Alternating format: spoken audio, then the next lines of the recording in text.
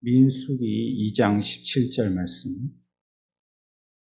그 다음에 회막이 레위인의 진영과 함께 모든 진영의 중앙에 있어 행진하되 그들의 진친 순서대로 각 사람은 자기의 위치에서 자기들의 길을 따라 앞으로 행진할지니라. 아멘. 한 군데 더 봅시다. 출애굽기 25장 8절 9절까지 같이 봅시다. 내가 그들 중에 거할 성소를 그들이 나를 위하여 짓되 물론 내가 내게 보이는 모양대로 장막을 짓고 기구들도 그 모양을 따라 지을지니라. 아멘. 우리 지난 시간에 이와 같이 성막을 짓게 하신 건립의 목적이 무엇인지를 찾아보았습니다. 첫 번째는 하나님이 거하기 위해서 성막을 짓게 하셨다 했습니다. 그분이 계시기 위한 장소로 성막이 필요했고요. 두 번째는 우리가 하다가 마쳤죠. 하나님께서 그곳에서 우리를 만나주시기 위해서 그래서 성막을 지었다 했습니다.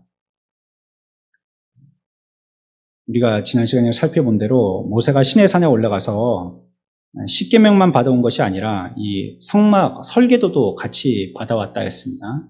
그럴 수밖에 없었던 이유는 그들이 그곳에서 오랫동안 40야를 산에 머물렀다고 했죠. 출애굽기에 보면 모세가 그 오랫동안 있으면서 율법을 다 받아 내려올 때에 이미 하나님께서 이들이 이걸 받아 그대로 시행하는데 그들에게는 한계가 있다는 것을 아시고요. 그래서 또 하나의 그들을 구원할 방법으로 이 성막의 설계도를 같이 제공하여 주신 것입니다. 율법만만 가지고 내려온 것이 아니라 장막의 설계도 이것도 같이 갖고 내려온 거죠. 율법이 우리들에게 어떤 삶을 살아야 되는지를 분명하게 가르쳐 줍니다. 이것이 우리의 삶의 표준이라는 것을 말하여 주죠. 그래서 그 율법을 따라 사는 것은 당연한 구원받은 자들로서의 도리인데 이스라엘 백성들은 그것 가지고 이제 구원을 받으려고 활용을 했죠.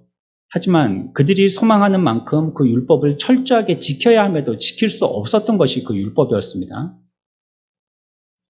다 깨트려 버렸죠.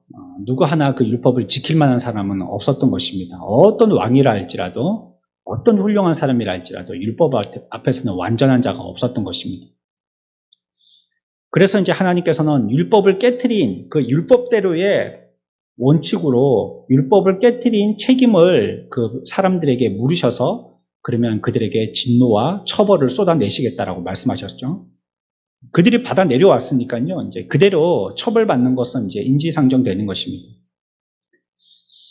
우리들은 당연히 그 법에 의해서 법을 갖다가 어겼기 때문에 그 법으로 우리에게는 처벌받게 되는 것은 당연하지만 그럼에도 하나님은 우리를 용서하시고 다시 또 우리에게 만나주실 그 목적으로요. 우리를 또 한 번 기회를 허락하여 주십니다. 그게 바로 성막과 장막이라고 말씀드렸습니다. 이미 우리와 하나님과의 관계는 율법하에서는 이제는 절교됐고요. 단절됐고요. 이제는 끝난 것입니다. 하지만 하나님께서 우리들에게 다시 한번 자비를 베풀어 주셔서 우리에게 찾아오신 그런 기회의 장소, 그것이 바로 장막이었습니다. 그래서 장막은 이들에게는 희망입니다. 절망 가운데 있던 그들이 새롭게 탈출할 수 있는 탈출구를 발견하게 된 것이에요. 거기서 사함받고 거기서 하나님을 만나고 하나님의 음성을 듣고 또 인생을 설계할 수 있는 그런 곳이 되어졌죠. 그러니까 그런 의미에서 이 장막은 그리스도를 상징하는 것이다 라고 우리가 생각해 보았습니다. 그리스도의 모형이죠. 인간들도 그렇지 않습니까? 이들이 하나님과의 법에서 깨트려졌는데도 불구하고 성막으로 찾아가며 하나님을 만날 수 있는 기회를 갖다가 제공받았던 것처럼 우리들도 이 땅에 있는 동안에 하나님과 완전히 단절되어진 그 삶을 살지만 예수 그리스도에게 가면 다시 한번 기회가 있는 것입니다. 우리는 영죽을 수밖에 없는 그런 인간들인데 도저히 우리들에게는 기회 없는 존재들인데도 말이죠. 지금 또 그래서요. 이곳에 오면 구약의 성막에 오면 그들이 하나님을 만날 수 있었던 것처럼 어떤 죄인이라 할지라도 이 시대에 그리스도 앞으로 오면 다 구원받는 것입니다. 그분에게 오면 그분을 만날 수 있는 기회를 얻게 되는 것입니다. 그게 바로 그리스도 안에 오는 거죠. 그분 안에 오는 것입니다. 그분 안에 왔을 때 우리의 삶이 변화를 갖다가 가질 수 있는 것입니다. 이게 바울 신앙의 핵심이라 할 수 있습니다. 바울 신앙은요, 그리스도 안에서, in Christ, 그리스도 안에서의 삶을 주장했습니다. 그리스도 안에서, 예수 그리스도 안에서, 바울은 계속 그걸 얘기했거든요. 이 안에서 사람들은 죄사함을 얻는 것입니다. 그분께 와야지, 그분 안에 와야지 죄사함을 얻을 수 있는 거예요. 그분 앞에 와야지만 새로운 피조물이 될 수 있는 거고요. 그분께 와야지만 우리의 죄 문제가 해결되는 거고요. 그분 안에 와야지만 하나님을 만나게 되는 거고요. 그분 앞에 와야지만 하나님의 음성을 들을 수 있는 것입니다. 그 전까지는 우리는 다 절망입니다. 우리의 삶은 주님의 음성을 듣지 못하면 절망입니다. 주님을 만나지 못하면 절망입니다. 그냥 하나님의 율법의 법대로 우리들은 그냥 처벌, 형벌을 그냥 기다리는 그 사형수들에 불과한 것입니다. 그런데 그리스도 안에 오면요, 새롭게 소망을 갖게 되어지고요. 그리스도 안에 오면 새로운 생명을 얻게 되어지는 것입니다. 그래서 장막은요, 하나님이 죄인들을 만나 주시는 것입니다. 하나님이 기회를 주신 거죠. 우리도 보면 어떤 일들에 대해서 억울할 때요, 3번까지 이거 억울합니다 하고 나라에다가 우리의 재판을 다시 하게 해달라고 건의를 3번까지 할 수 있죠. 교회법에도요, 교회 안에서 누군가가 처벌받았는데 그 처벌이 좀 부당하다고 생각한다면 또 노예로 이관을 시킵니다. 노예에서 한 번 더 재판받고 싶습니다. 거기 갔는데도 결과가 자기 마음에 이게 불공평하다고 생각하면 그러면 그걸 가지고 이제 총회까지 다시 가서 또 재판받을 수 있어요. 교회법도 그런 게 있어요. 그것처럼 내가 이거는 억울합니다, 이거는 불공평합니다 하면 우리에게는 어떻게 찾아가서 그 문제를 갖다가 해결할 수 있는 방법으로 뭔가를 갖다가 자꾸 이렇게 모색하고 또 그런 길을 열어놨잖아요. 그것처럼 우리들도 인간으로서 한번 결정지어진 것으로서 끝났으면 절망적이지만 또 우리에게 기회를 주시는 거예요. 예수 그리스도 안에 오면 이제는 해결되어지는 거예요. 그분의 음성을 듣게 되어지는 거예요. 비록 우리가 죽기 직전이라 할지라도 우리의 삶에 말년이 되어서 마지막에 우리가 이제 진짜 숨이 꼴딱 넘어가는 바로 죽음 앞에 우리가 이르렀다 할지라도 그때라도 그리스도 안에 오게 되면 그 사람은 기회가 있는 것입니다. 여전히 그 사람에게는 마지막 한 번에 숨을 헐떡이는 기회가 있는 것이에요. 우리의 모든 삶들이 그리스도 안에 있기를 축원합니다. 저 여러분들이 그래서 거기서 주님을 만나시고 새 소망을 가지고 새 힘을 얻게 되시기를 바랍니다. 세 번째로 이 성막을 우리들에게 주신 목적이 있습니다. 하나님이 하나님을 우리들에게 나타내 보여주시기 위한 것이에요. 하나님의 어떠하심을 우리들에게 보여주시기 위해서 이 성막이라는 곳으로 우리들을 초청하시는 것입니다. 여기는 그냥 죄인들하고 만나는 정도가 아닌 것이에요. 여기서는 하나님과 하나님의 백성들이 교제하는 겁니다. 여러분들이 커피숍에 가지만 커피숍에 가서 앉아있을 때 거기 있는 모든 사람들하고 같이 즐겁게 커피를 마시면서 얘기하거나 그러지는 않잖아요. 나하고 그 사람들하고는 따로예요. 그 사람들은 자기들끼리 커피 시켜서 뭐 재밌게 얘기하고 나는 나 만날 사람하고만 여기에 따로 떨어져가지고 그 사람하고만 교제하는 겁니다. 같이 있어도 교제의 부류가 다른 거예요. 이 장막을 통해서 우리들을 불러주시고요. 그리고 거기서 왔구나 하고 만나만 주시는 것으로 끝나지 않고 거기서 우리와 교제하시는 거예요. 그 교제 가운데 하나님의 영광을 우리들에게 드러내시는 것입니다. 아주 아낌없이 하나님이 어떤 분이시라는 것을 우리들에게 분명하게 보여주시는 것입니다. 우리는 이 세상에 하나님을 우리에게 보여주시려고 하시는 그 일들에 우리들은 동참자가 되어졌습니다. 하나님은 우리를 마치 하나님 나라의 홍보대사처럼요, 우리를 활용하려고 하셔요. 지속적으로 말씀으로 보여주시고, 우리에게 영감하여서 보여주시고, 기도할 때 깨닫게 하여서 보여주시고, 그래서 하나님이 살아계시고 하나님 나라가 있다는 것을 갖다가 우리들에게 알려주셔서요, 물론 지옥이 있다는 것도 알려주시고요. 그래서 그 가운데에서 하나님을 찬양하도록 우리들을 쓰고 계신 거예요. 어디에서든지 마찬가지예요. 이런 의미에서 성막을 우리들에게 주신 거예요. 거기에서 하나님께서 우리와 만나서 하나님의 임재를 우리들에게 보여주시기 위해서. 그래서 그 장소를 그와 같이 활용하고 계신 것입니다. 우리가 앞에서 민수기 2장을 읽었습니다.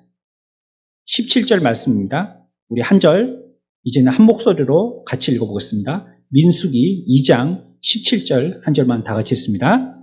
그 다음에 회막이 레위인의 진영과 함께 모든 진영의 중앙에 있어 행진하되 그들의 진친 순서대로 각 사람은 자기의 위치에서 자기들의 길을 따라 앞으로 행진할지니라. 아멘.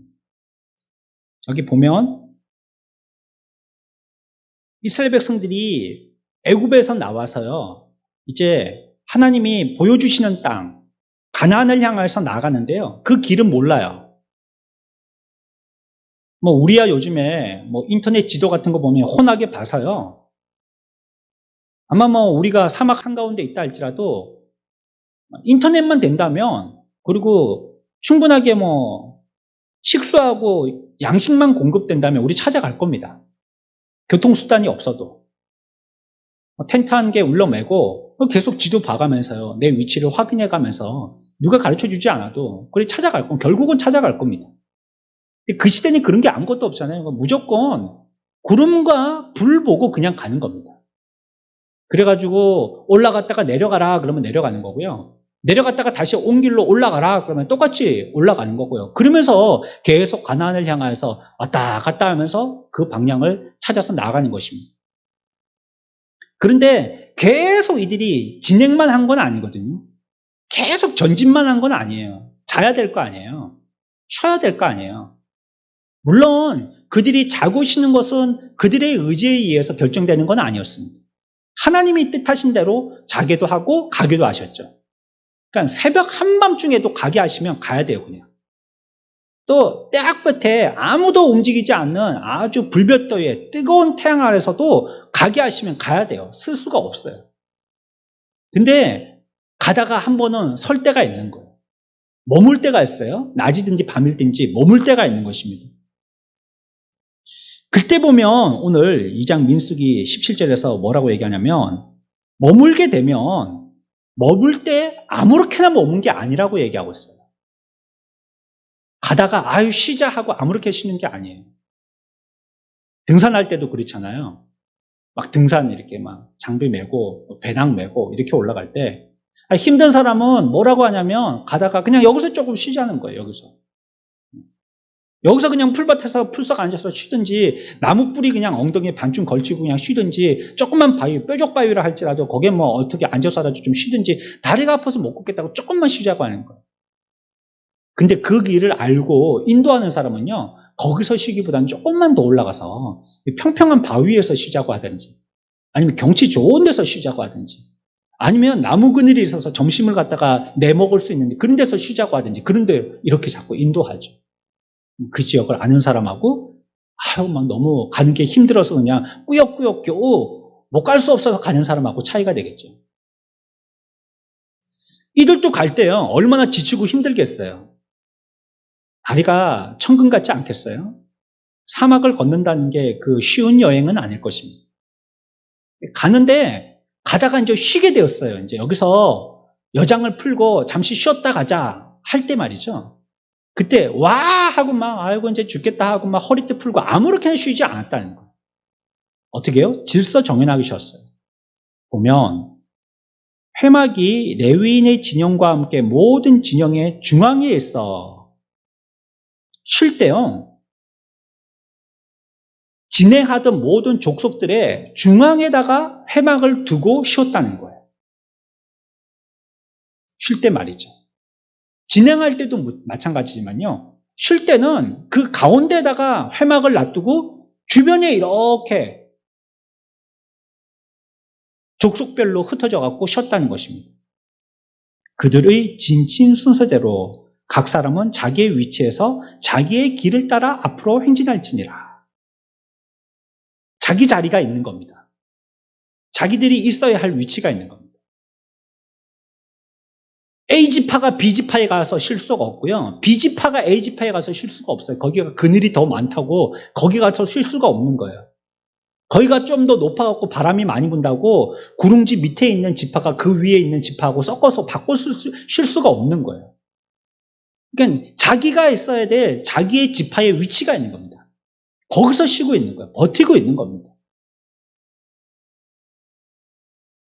동서남북으로요. 십자 형태로요. 가운데는 회막을 중심해서 앞에 세 지파, 뒤에 세 지파, 좌우에 세 지파씩. 그래서 12지파가 같이 모양을 갖추어서 질서정연하게 움직였음을 성경은 우리에게 얘기하고 있습니다.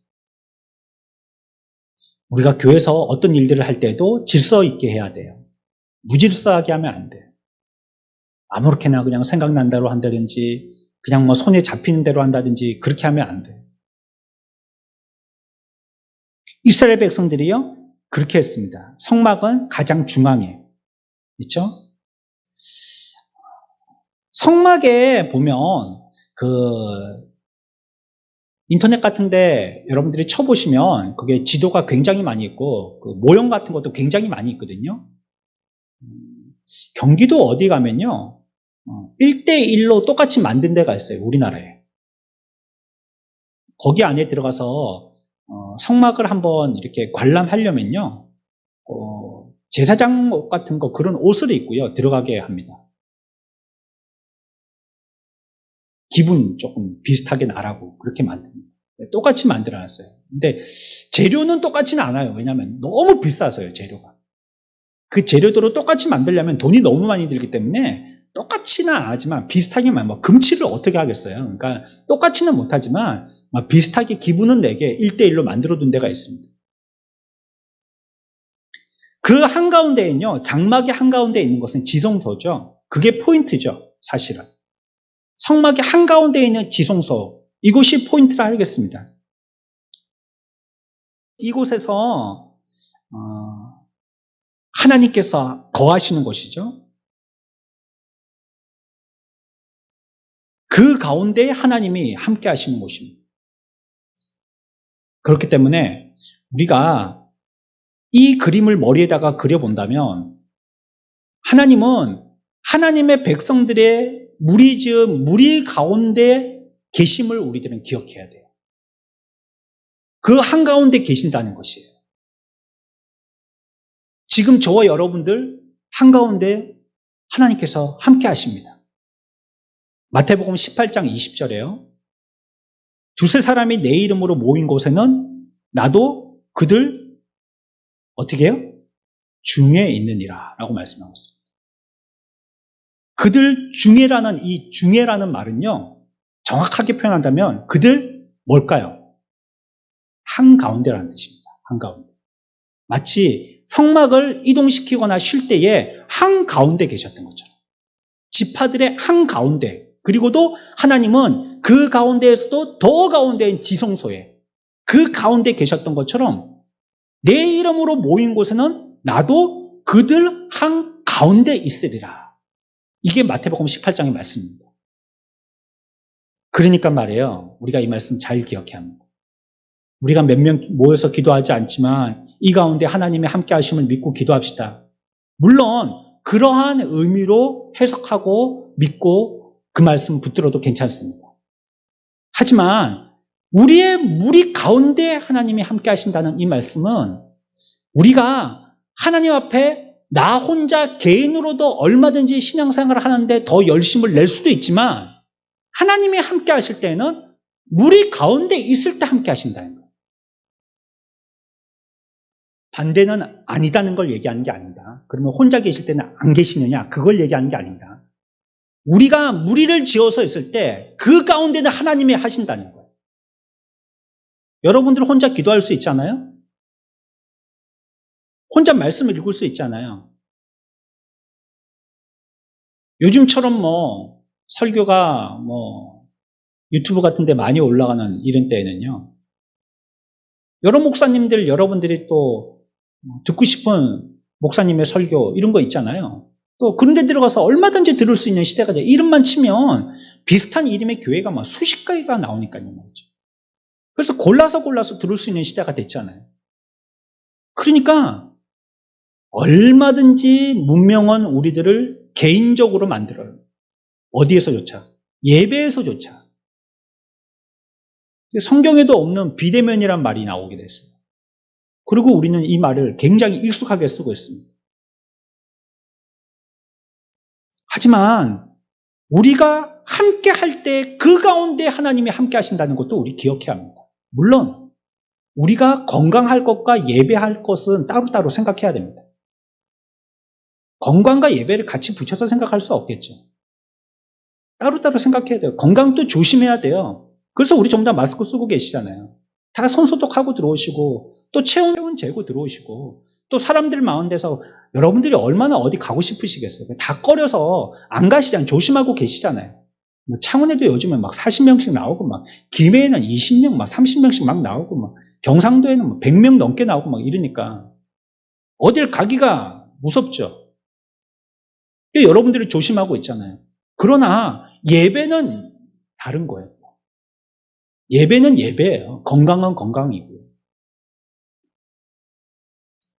우리가 함께 할 때 그 가운데에 하나님이 그 가운데 계신다는 거예요. 여러분들이 혼자 기도할 때보다도 같이 나와서 기도할 때 그 가운데 하나님이 계신다는 거예요. 혼자 성경을 읽을 때보다도 같이 나와서 말씀을 함께 묵상할 때 그 가운데 하나님이 계신다는 거예요. 우리가 뭐 물론 소리내가지고 집에서 기도할 수 있지만 함께 모여서 소리내서 기도할 때 그 가운데 함께 하신다는 거예요. 전도 얼마든지 개인 프레이 할 수 있죠.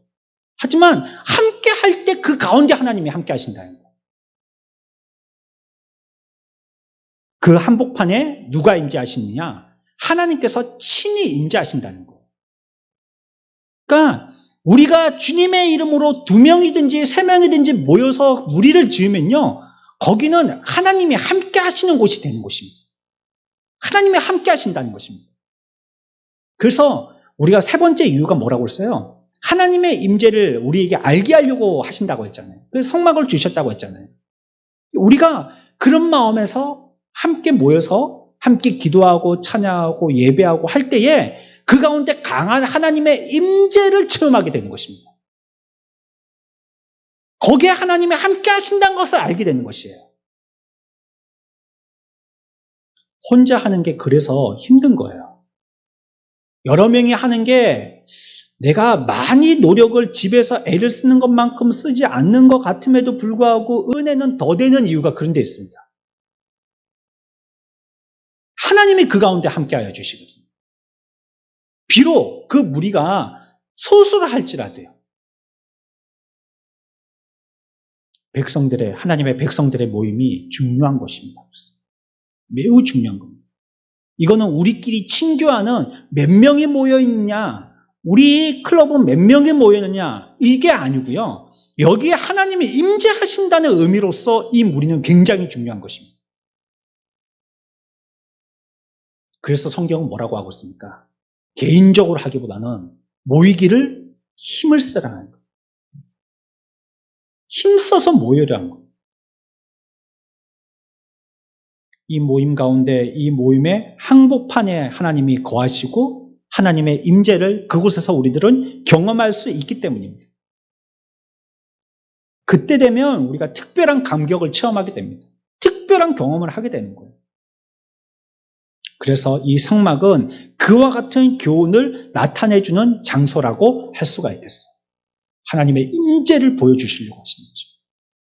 하나님이 우리 가운데 거하고 계신다는 것을 우리들에게 특별히 알려주시는 거예요. 그것이 바로 성막입니다. 우리들은 성막 가운데로 모여야 합니다. 성막을 중심으로 삶을 생활해야 되는 거예요. 네 번째는요. 하나님이 이를 통해서 또 특별한 걸 가르쳐 주시려고 그래요. 하나님 또 우리들에게 우리와 함께 하신다는 것을 가르쳐 주시지만 또한 하나님의 특별한 것을 우리들에게 가르쳐 주시려고 그래서 성막을 설계하도록 하신 것입니다. 성막이 지향하는 것은 누구냐? 바로 예수 그리스도입니다. 우리가 앞에서 살펴봤습니다. 두 번째 걸린 목적에서 우리가 두 번째에서 살펴봤습니다. 이 성막이 우리들에게 자꾸 바라보게 하는 것은 무엇이냐? 예수 그리스도입니다. 그분이어야만 우리는 구원받는다. 이걸 가르쳐 주는 것입니다. 예수 그리스도 안에 있어야지만 우리는 산다. 이걸 가르쳐 주는 것입니다. 예수 그리스도예요. 그렇기 때문에 우리가 그분이 이 성막이 지향하는 것이 예수 그리스도이기 때문에 우리는 그것을 지을 때 아무렇게나 지을 수 없는 겁니다. 여러분, 이 예배당이요. 왜 우리들에게는 의미가 있습니까? 이거 그냥 상가지 않습니까? 상가 건물.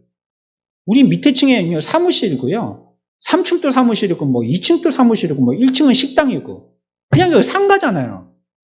근데 우리는 이곳이 우리의 예배당이잖아요. 그래서 여러분들이 막 무릎 꿇고 막 땀 흘려서 뻘뻘거리면서 막 닦고 그러잖아요. 청소하고 막 그러잖아요. 여러분들 집보다도 더 깨끗이 해놓고 있잖아요. 왜 이 공간이 그냥 상가인데도 그렇게 합니까? 이거는 그냥 우리에게는 건물의 의미 이상인 거예요. 이 교회를 통해서 우리들은 이 가운데서 예배할 때 우리가 앞에서 살펴본 대로 하나님이 우리 가운데 거하심을 이곳에서 하나님이 우리에게 함께 하심을 우리들에게 보여주시기 때문에 우리에게 의미 있는 것이고 또 이곳을 통해서 계속적으로 우리들은 그리스도를 보기 때문에 건물보다도 건물이 우리들에게 보게 하는 그 목적이 우리들을 예수 그리스도로 향하게 하기 때문에 그 의미 있는 곳이죠. 무엇이든지 그것을 보게 하고 그것을 자꾸 따르게 하고 그것이 옳게끔 우리들을 인도하게 한다면 그거는 참 가치 있고 중요한 것입니다. 어디 공원묘지 같은 데 가면 비석 같은 데 세워져 있는데 전쟁 기념관 같은 데도 비석 같은 거 세워져 있고 유엔 참전 묘지 그런 데 같은 비석 같은 거 세워져 있는데 그거 돌덩이 하나가 그렇게 큰 의미가 있어요. 별로 의미도 없는 거잖아요. 그거 그냥. 깨끗한 돌에다 그냥 이름 새기고 그런 거 써놓은 거잖아요. 하지만 그런 것을 생각하게 하잖아요. 이분들이 이곳에 와서 이 나라를 위해서 이렇게 타지까지 와서 알지도 못한 나라에 와서 목숨을 버리고 죽었구나. 이 땅을 살리려고 이렇게 목숨을 버리고 그 의미가 있는 곳이잖아요. 그래서 그곳이 중요한 거고 그 비석이 중요한 거죠. 그것처럼 이것도 마찬가지인 거죠. 그러니까 이곳을 우리가 여러분들이 그렇게 정성을 다해서 닦고 정리하고 하는 우리의 마음이 기울여지는 것처럼 하나님 앞에서도 우리가 성막이 우리들을 가르치게 하는 것은 예수 그리스도를 보게 하기 때문에 그곳 성막을 아무렇게나 다루어서는 안 된다는 거, 취급하기를. 아무렇게나 취급해서는 안 된다는 거.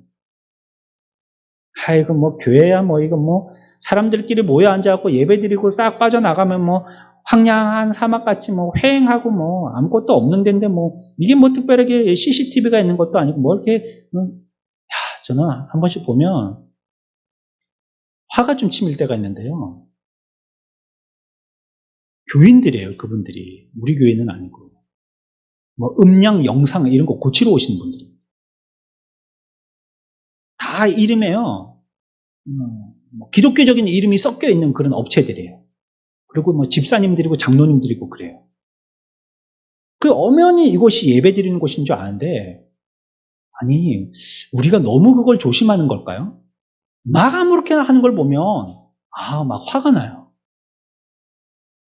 분명히 여기 실내화가 있으면 신발 벗고 올라온 데인지 알잖아요. 막 신발 신고 그냥 올라옵니다. 사다리 가지고 오면 될 것 건데, 의자 여기 목사가 하는 의자잖아요. 목사가 하는 의자라서 중요한 게 아니라, 성물이라는 의미가 있잖아요, 우리가. 근데 그냥 끌어다가 묻지도 않고 여기다가 그냥 신발 벗지도 않고 그냥 올라가고 위에 뚱땅뚱땅 한다고 그러고 있습니다. 피아노 위에 올라가니까 예사고요. 이런 걸 보면 저 사람들은 무슨 생각 가지고 단지 여기는 자기들의 일터인갑다. 그냥 그거 외에는 아무 의미가 없구나. 여기서는 그냥 자기들 그냥 돈벌이 하러 온 장소지 여기는 교회고 하나님이 임하시고 그런 게 전혀 저 사람들한테는 의미가 없는 것이구나. 굉장히 실망이 돼요. 저 사람들도 예수 믿는 사람들인데 저는 부를 때 뭐 그렇게 부르는데 직분을 부르는데 말이죠. 그러면 안 됩니다. 왜? 여기는 하나님이 임하시는 곳이거든요. 또 주님을 바라보게 하는 곳이거든요. 그래서 우리가 막 하면 안 돼요, 여기서는. 여기서 막 우리가 소리 질러서도 안 돼요. 어떤 데에는 뭐 교회가 무슨 운동장처럼 멱살잡이 하면서 니 죽고 나 죽자 하면서 막 싸우고 세상에 왜 그런 욕을 갖다가 다 해대고 그런데 싸우려면 좀 나가서 싸우든지요. 교회 안에서 말이에요. 예배 드리고 그러면 그 사람들이 다음에 예배 드린다고 앉아있을 때 머리에 뭐 떠오르겠어요? 저기가 내가 한번 멋지게 한번 주먹을 휘둘린 장소지 뭐 이런 거 생각 안 나겠어요?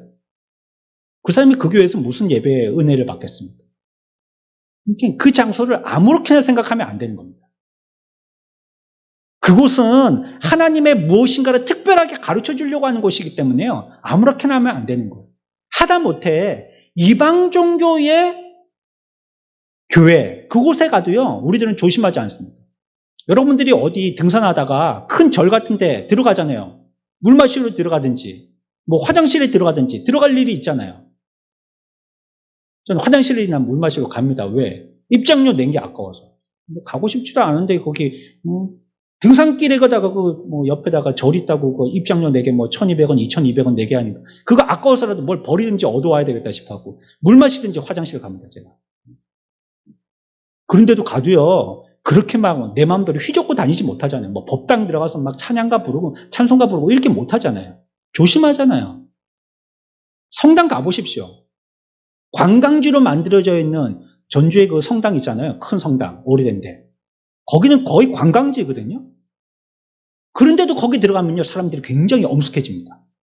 사진 찍으러 연인들끼리 왔다가도요, 거기서는 조용히 사진 찍고 갑니다. 막 난리치고 막 동물원처럼 그렇게 안 합니다. 조심한단 말이에요. 하물며 우리가 예수를 믿는데, 근데 우리가 이곳에 하나님께서 성막을 주신 이유가 그런 거예요. 성막을 통하여서. 뭐 특별한 걸 가르쳐 주려고 그러는데 뭘 보게 하시느냐? 예수 그리스도를 보게 하신다는 거예요. 그런 의미가 있기 때문에 이것을 아무렇게나 지으면 안 된다는 거예요. 지을 때. 대할 때 아무렇게나 대하면 안 된다는 거예요. 그걸 허용하지 않으셨어요. 내가 말하는 그대로 해야 된다는 거예요. 우리 다시 가볼까요? 출애굽기 25장 9절입니다. 같이 읽습니다. 시작.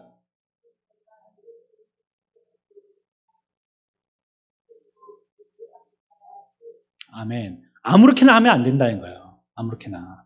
아무렇게나 주워와서 짓든지 남는 거 갖고 와서 만들든지 여기 와갖고 막 대충 떼우고 간다든지 그러면 안 된다는 거예요.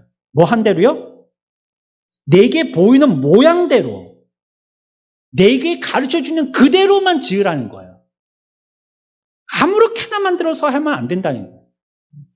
비록 그곳이 사람 손으로 만든 곳이다 할지라도 예수를 보게 하고 하나님이 거하시는 곳이기 때문에 지을 때 아무렇게나 대하면 안 된다는 걸 얘기하는 것입니다.